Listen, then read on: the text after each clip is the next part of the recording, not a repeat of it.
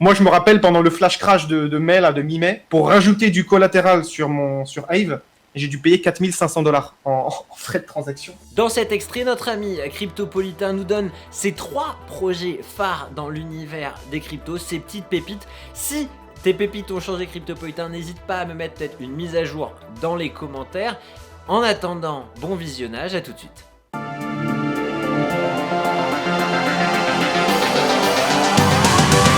Est-ce que tu as aujourd'hui ton top 3 des coups de cœur? Alors sans forcément faire un conseil en investissement bien entendu, mais un top 3 des coups de cœur que tu as par rapport à des projets, je parle projet. Hein. Tout va être dans la DeFi, mais en tout premier lieu, je te dirais peut-être Alchemix.finance, qui est un protocole qui te permet de récupérer ton yield, donc ton revenu passif, voilà, pour faire très grossier, Ouais. des 3 prochaines années, au lieu d'attendre la génération chaque mois des yields, en fait. Donc tu bloques un certain X capital, Ouais. et tu peux récupérer 3 années directement de revenus passifs dès le dépôt de capital, dès le dépôt de collatéral. Donc en fait c'est excellent, tu récupères tes intérêts futurs immédiatement.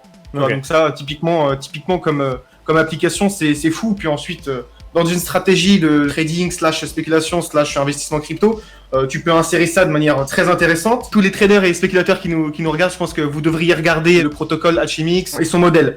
Ensuite, dans les autres crypto-monnaies de la DeFi, moi j'ai envie de te dire, les classiques, IFI protocole, c'est un protocole qui me fascine. Encore plus quand tu connais comment il est né, c'est-à-dire le mec il a créé ça pour lui, il a donné ça à la communauté en mode ça peut marcher, ensuite il a fait un airdrop.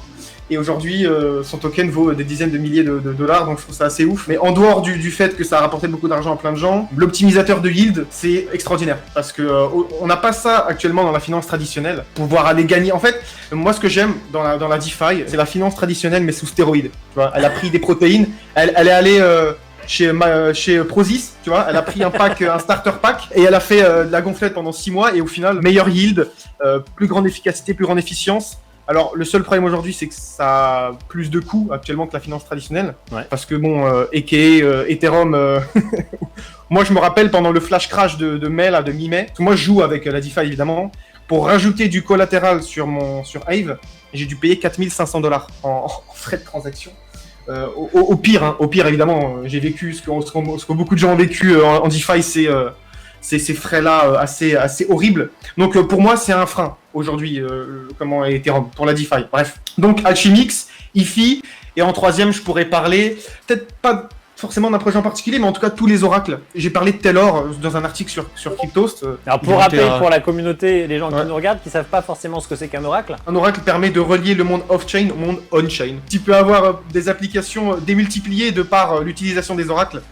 Par exemple, l'exemple tout bête, ton billet de train qui se fait annuler, tu vois, et au lieu d'aller au guichet de la SNCF, d'attendre 45 minutes, de remplir une fiche, un document, et pour te faire rembourser et d'attendre 3 semaines, là c'est un smart contract. En fait, l'oracle donne l'information au smart contract que la base de données de la gare a annulé le train, et donc du coup te rembourse ton billet automatiquement, par exemple, tu vois. Les oracles c'est extraordinaire parce que ça permet vraiment de multiplier par 1000 les possibilités et les cas d'usage de la blockchain. Donc voilà, par exemple les assurances mutualisées. Je peux citer un projet par exemple que j'ai étudié en été 2020, c'est Nexus Mutual.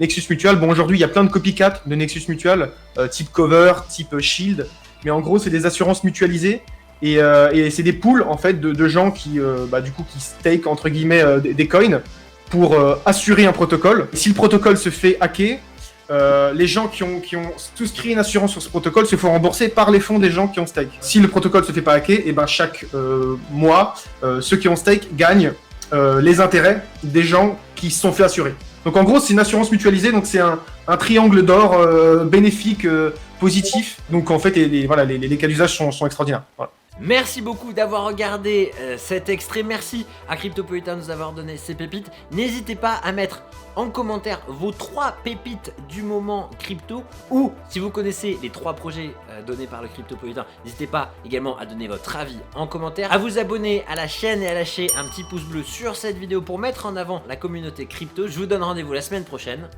Ciao!